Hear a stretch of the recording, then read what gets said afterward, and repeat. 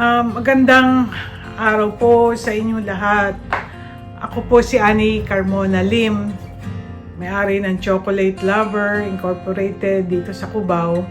Gusto ko lang pong ipaalam sa inyo na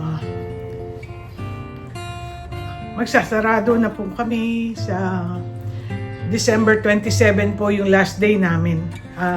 Ito December 27, 2025.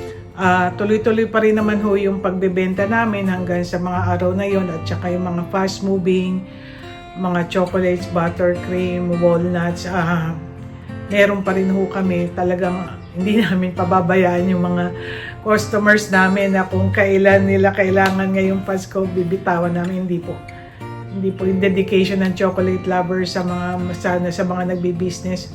Ganon pa rin ho yung support namin. Mahigit sa buwan na lang na ho yun. Kaya gusto ko din batiin kayo ng Merry Christmas. And maraming pong salamat sa lahat ng suppliers namin. Mga dati ko estudyante, mga customers namin. Ito na, goodbye na. After 36 years, goodbye na tayo. Gusto ko lang ipaalam na ang dahilan po kasi ayaw na rin po kasing manahin ng mga anak ko. Okay na po kami sa ibang bansa. Ako naman po mag-aalaga na lang ng apo kasi matanda na rin ho ako. Hirap na ako magbiyahe-biyahe. Kaya ngayon alam nyo naman na binibenta ko tong castle pero wala pa rin naman hong buyer.